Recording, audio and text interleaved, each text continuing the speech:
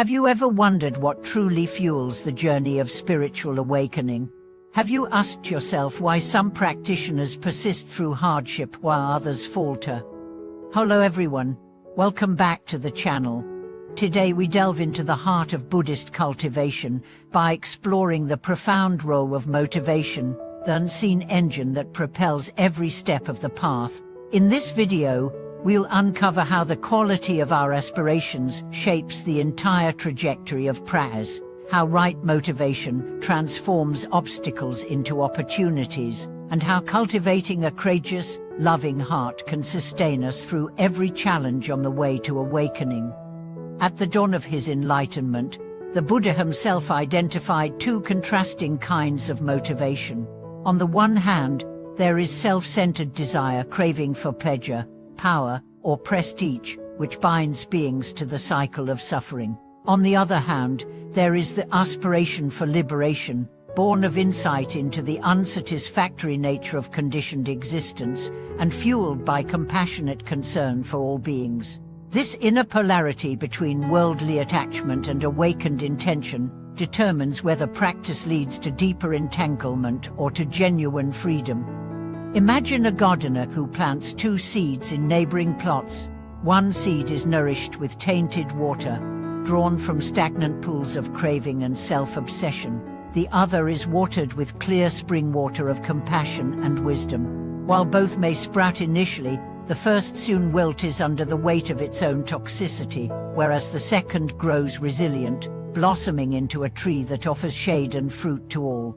In the same way, the root motivation behind our practice determines whether it bears the bitter fruit of frustration or the sweet fruit of awakening. True motivation begins with a clear understanding of why we practice. Many newcomers are drawn by the promise of stress relief or improved focus. While these benefits are real and welcome, they represent only the lower shores of a far deeper river.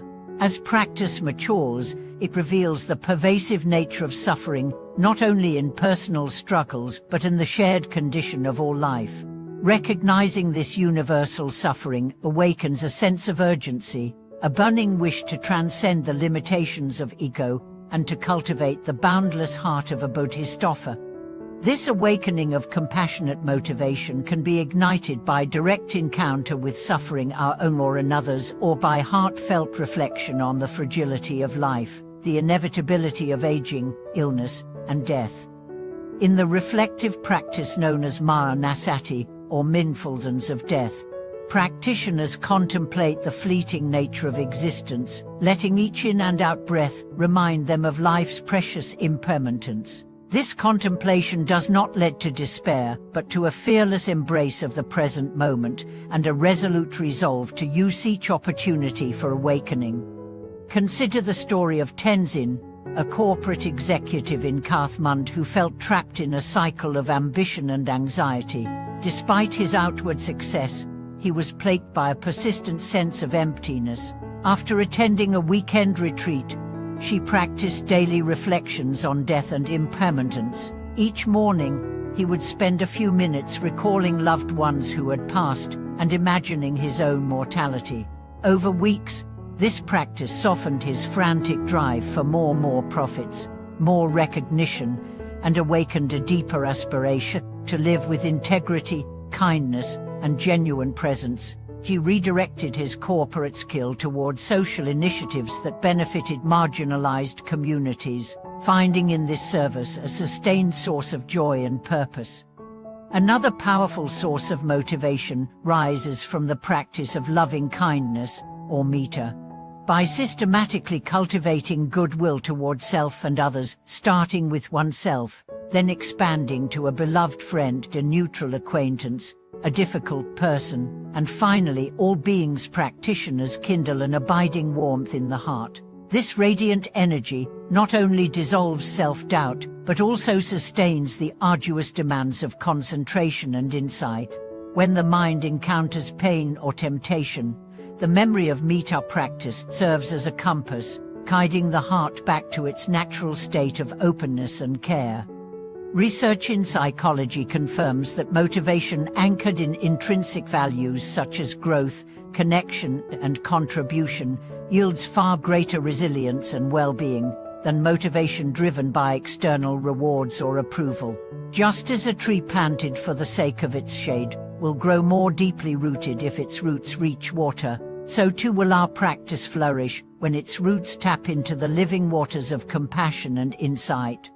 Yet motivation is not a static candle, it flickers and needs rekindling. Moments of doubt, fatigue, or distraction can dim our initial fervor. In those times, skillful means come to our aid, recollecting the qualities of awakened beings, revisiting inspiring teachings, engaging in supportive community practice, and renewing our vows. The simple ritual of silently affirming, "May all beings be free from suffering," before each sitting can reignite the spark of intention, reminding us that our practice serves a purpose greater than ourselves. As you carry these reflections into your own practice, notice how your inner engine responds. Are you primarily fueled by the desire for personal comfort, or by the resolve to wait fully for the benefit of all? What daily reflections and rituals strengthen your aspiration? How can moments of challenge be transformed into reminders of your deepest purpose? Thank you for watching this video.